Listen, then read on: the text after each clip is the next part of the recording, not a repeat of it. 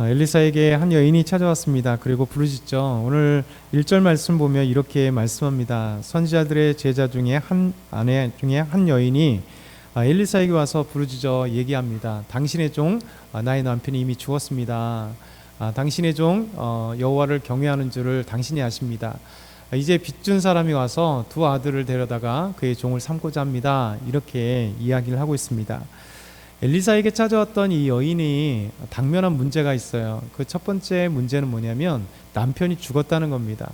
사실 남편이 어떤 남편이냐면 선지자의 제자, 그러니까 선지자의 후보생이라는 거예요. 지금으로 하면 똑같진 않겠지만 목회자 후보생, 목회자가 되기 위해서 신학을 공부하고 훈련받고 있는 과정에 있는 사람이 어떻게 보면 주님을 위해서 헌신한 사람이잖아요.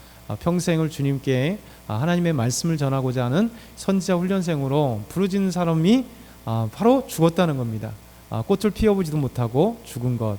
그러니까 그가 첫 번째 당면한 문제는 자기 남편이었던, 그것도 선지자의 제자 중 선지자 후보생이 죽었다는 사실입니다. 그러니 이 여인은 남편이 갑자기 죽었으니 어떻게 됐겠어요? 경제적으로 두 번째는 어렵다라는 거예요. 왜냐하면 지금 우리나라 지금 요즘에는 거의 다 맞벌이 하시잖아요. 여러분도 다 맞벌이 하시고 하는데 사실 얼마 전까지 맞벌이 잘 안 했잖아요. 남편이 그 가장이 홀로 벌어서 그 가게를 책임졌습니다. 고대에는 뭐 어떻게 했겠어요. 그래서 항상 성경에 과부라고 하는 이런 표현은 남편이 없는 존재이기 때문에 가장 극빈층의 사람을 과부라고 얘기하는 겁니다. 그래서 남편이 죽었어요. 그러니까 가정이 경제적으로 너무 어렵다는 것이죠. 그래서 아무것도 할 수 없는, 또 더더군다나 세 번째 환경이 뭐냐면 이 선지자 후보생, 이 제자가 빚이 있다는 거예요. 빚이. 그러니까 얼마나 사실 힘들겠어요. 그러니 남편도 죽었어요. 그리고 빚이 경제적으로 어렵고요. 더 나가서 빚이 있습니다. 그 빚이 뿐만 아니라 이 빚을 준 사람들이 쳐들어와서 두 아들을 데리고 가서 종으로 삼으려고 하는 거예요. 노예로 삼으려고 하는 겁니다. 이런 상황에 엘리사에게 이 여인이 찾아온 겁니다. 사실 어떻게 보면 가장 힘든 거 아니겠어요? 남편도 죽었죠. 덜그러니 두 아들이 있는데 빚이 있어서 이 아이들이 잘못하면 노예로 끌려갈 형편에 있고, 그런데다가 정말 어떻게 할 수 있는 형편들은 아닙니다. 그래서 4장 1절에도 이게 빚을 준 사람이 와서 두 아이를 데려가려고 하는 이 상황들이 있었습니다. 사실 이런 것들이 좀 이해가 되지 않죠. 왜 빚 때문에 아이들을 데리고 와서 노예를 삼느냐, 종으로 삼으려 하느냐. 이 상황은요, 당시에 당연히 있었습니다. 왜냐하면 아모스서를 보게 되면 엘리사 선지자가 활동했던 그 시기보다 한 2세기 후에 여로보암 2세 때 북이스라엘에 갑자기 남유다에서 뽕나무로 목양을 하고 있었던 아모스를 향하여 갑자기 하나님께서 북이스라엘 향해 가게 만드셔요. 그리고 북이스라엘 가서 선포하라 합니다.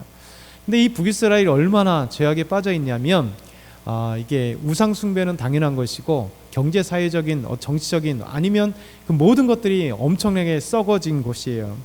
그래서 이 말씀처럼 이것도 동일하게 엘리사가 활동했던 것은 북이스라엘이기 때문에 이 권력자들, 돈 있는 사람들이요 얼마나 잔혹하게 했는지, 이런 어떤 빚을 줬는데 빚을 못 갚았다고 노예로 삼아버리는 아이들을 데리고 와서 이런 경우가 있습니다.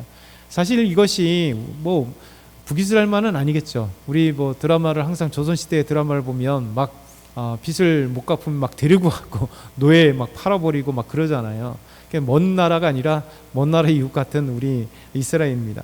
그래서 이 폭정들이 얼마나 심했냐면 아모스서에 보게 되면 아모스서 8장 4절 6절 보면 이렇게 말씀합니다. 같이 한번 읽어볼까요? 가난한 자를 삼키며 땅에 힘없는 자를 망하게 하는 자들아, 이 말을 들으라. 너희가 이르길 월삭이 언제 지나서 우리가 곡식을 팔며 안식일이 언제 지나서 우리의 밀을 내게 할꼬, 에바를 작게 하고 세계를 크게 하여 거짓 저울을 속이며 은으로 힘없는 자를 사며 신한 켤레로 가난한 자를 사며 찌꺼기 밀을 팔자 하는도다. 그렇죠? 이 정치인들, 그리고 이 돈 많은 자들, 상인들, 돈 있는 자들, 힘 있는 자들이 얼마나 사회적으로 악했는지요. 가난한 자를 삼킨대요. 가난한 자를 삼킨다. 가난한 자들 것 더 빼앗는 거죠. 그러니까 땅에 힘이 없는 자를 망하게 하려고. 그러니까 왜 망하게 할까요? 자기가 승승장구하고 돈 많이 벌어야 되고 자기 거가 돼야 되니까 가난하고 힘없는 자들을 억압하고 착취하고 그렇게 하는 거예요. 근데 이 자들이 또 믿음 안에서도 얼마나 엉망이었냐면 월삭이, 월삭은 뭡니까? 달의 초승달 첫 번째 시작할 때, 그래서 옛날에 월삭 헌금을 드렸잖아요. 월삭, 왜냐하면 구약시대는 월삭 때 하나님 앞에 매일의 제사가 있었고, 그렇죠? 안식일에 제사가 있었고, 그렇죠? 일주일에 한 번씩 제사가 있었고, 그 다음에 월삭 한 달에 한 번 제사를 드리는 거예요. 그러니까 매일같이 하나님께 예배 드리라는 거예요. 매일의 예배, 상번제라고 그러죠. 매일 상자, 상번제가 드려지고, 그리고 또 안식일에 아름다운 예배가 드려지고, 그리고 더군다나 월삭 때, 그렇죠? 이렇게, 그리고 이제 절기마다 연으로 이렇게 드리는 초하루나 아니면 이렇게 하나님 앞에, 그러니까 1년 365일 매일같이 하나님께 예배 드려야 되는데, 이 자들은 어떻게 했냐면 이 월삭이 언제 지나갈까, 그러니까 제사, 예배는 관심이 없습니다. 절개는 전혀 관심 없어요. 그들의 온전 관심 뭐냐면 월삭 때는 장사를 못하니까 빨리 지나가면 곡식을 갖다 팔아야지, 그래야 장사를 해서 엄청난 이문을 먹는데 안식일이 언제 지나갈까? 예배 드리는 거 아무 신경 안 씁니다. 빨리 지나가야 우리가 가서 밀을 낼고, 그래서 가서 밀을 추수한 거를 곡식 털고 그 다음에 빻고 뭐 이런 것들 행위들을 하고 싶어 하는 거예요. 그러면서 이들은 에바를 작게 하고 저 세계를 크게 하고, 에바가 뭐냐면 이게 우리나라 말통같이 담는 통입니다. 그 양이거든요. 그러니까 밀가루를 담는 에바, 그걸 갖다가 작게 하는 거예요. 그럼 어떻게 됩니까? 밀가루를 2리터를 달라고 하면 에바가 1.5리터로 만들어 놓으면 어떻게 돼요? 돈 많이 버는 거예요. 조금 주고 많이 버는 거죠. 이 자들이 이런 행위를 했다는 거예요. 그럼 세겔은 크게 하는 게 뭐예요? 세겔은 돈의 무게니까, 이 세겔은 크게 하니까 사람들이 또 거기에 대해 속여버리고, 그러면서 은으로 힘없는 자를 사면서, 이거예요. 사람을 사는 거예요. 뭐 하려고요? 노예 삼으려고요. 돈 갖고 힘없는 자에게 사는 거예요. 더더군다나 더 무서운 게 뭐냐면 아모스 선지자가 신 한 켤레로, 여러분 신 한 켤레 값이 얼마나 되겠다고요? 근데 신 한 켤레로 가난한 자를 사며 노예로 삼으려고, 이런 때가 이런 거예요. 찌꺼기 밀을 파는 자들아, 얼마나 악한 거예요.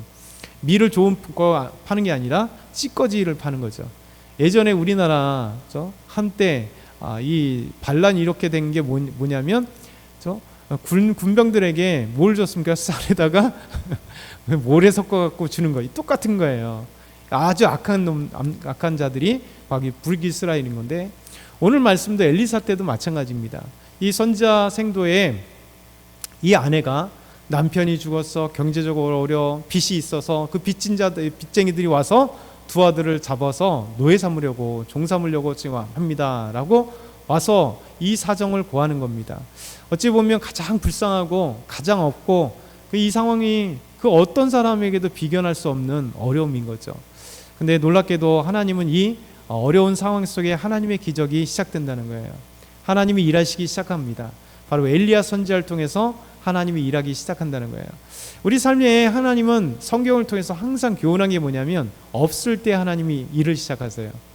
우리가 아무것도 없다고 고백할 때, 그렇죠? 우리의 힘이 없다고 고백할 때, 저희 능력이 없습니다, 오직 하나님만을 바라볼 때, 저희 물질이 없습니다, 하나님 저희 하나님께서 해결해 주십시오. 그러니까 없을 때 오히려 하나님은 없음으로 인해서 놀라운 기적과 역사가 일어나는 겁니다. 오병이어 칠병이어가 바로 없을 때 일어났잖아요.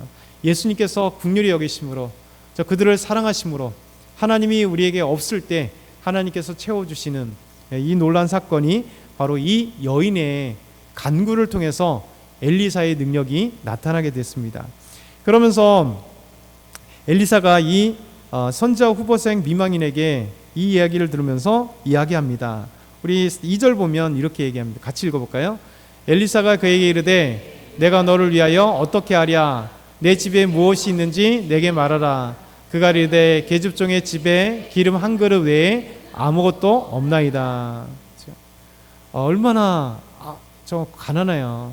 엘리사가 좀 내가 뭘 하게 주길 원하냐, 너희 집에 뭐가 있냐 물어봤더니 우리 집에는 기름 한 그릇밖에 없습니다. 아무것도 없습니다. 이렇게 얘기합니다.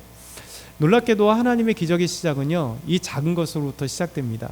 우리가 500리어 700리어를 통해서도 알겠지만 물고기 2마리 보리떡 5개를 가지고 예수님은 다 5,000명이 먹고도, 남자만 5,000명이 먹고도 12광줄이 남게 하시고, 700리어 물고기, 놀랍게도 이 작은 것들을 통해서, 떡 작은 걸 통해서 하나님께서 4,000명을 또 먹이시는 놀라운 역사가 일어나는 거예요.